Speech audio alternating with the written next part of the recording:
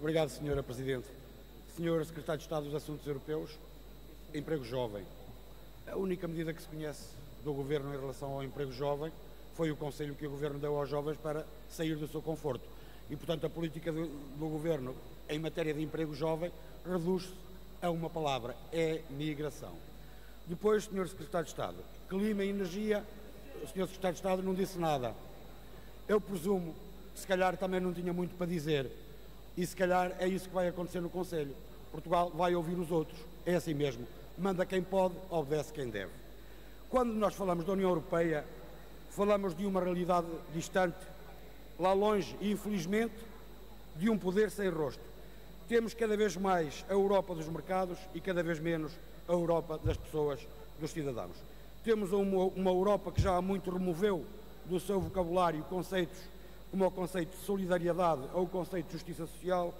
Temos uma Europa que continua a alargar o fosso entre países ricos e países pobres, entre cidadãos ricos e cidadãos pobres. Temos uma Europa cada vez mais reduzida a um instrumento das políticas neoliberais, uma Europa que continua a levar-nos a nossa soberania, agora também a nossa soberania orçamental. E temos uma Europa que continua a ser construída nas costas dos cidadãos, nomeadamente os cidadãos portugueses, que nunca tiveram a oportunidade de se pronunciar sobre o caminho que a Europa está a seguir. Mas a Europa está como está, porque esta foi a Europa que os governos foram construindo. Uns a mandar e outros a obedecer, é certo, mas com as ordens de uns e a obediência cega de outros, foi esta Europa que os governos foram construindo à margem dos povos europeus e de costas viradas para as pessoas. Temos assim hoje uma Europa cada vez mais neoliberal, onde o que conta são os mercados e sobretudo a banca, e onde os povos, as pessoas, pouca relevância assumem.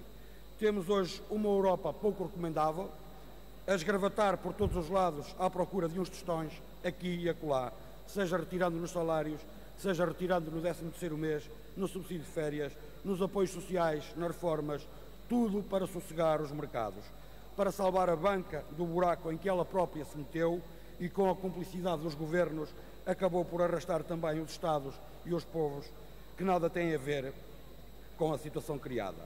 É ainda mais grave quando a situação imposta se chama austeridade e sacrifícios para os povos, quando todos sabemos que não haverá crescimento económico com uma política de austeridade recessiva como aquela que está a ser seguida em Portugal.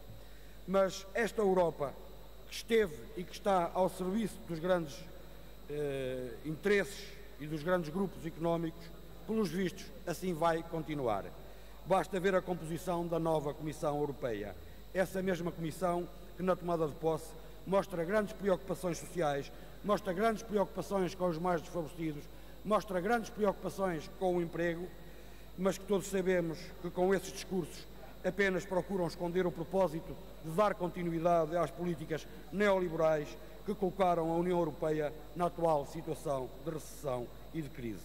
Basta olhar para as ligações dos novos comissários aos grandes grupos económicos e financeiros para se perceber a sinceridade das suas preocupações com as questões sociais. Uns têm grandes ligações aos grupos financeiros da City de Londres e até se recusam a divulgar as empresas por onde passaram.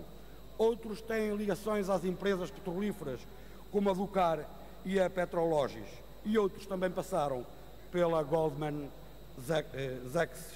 Não admira assim que a Europa continue a ser reduzida a um instrumento ao serviço dos grandes interesses económicos e financeiros e que os povos, as pessoas, os europeus continuam a não ter qualquer relevância nas políticas e nas decisões da União Europeia, que mais parece um clube, um grande clube dos senhores do dinheiro. Muito obrigada, Sr.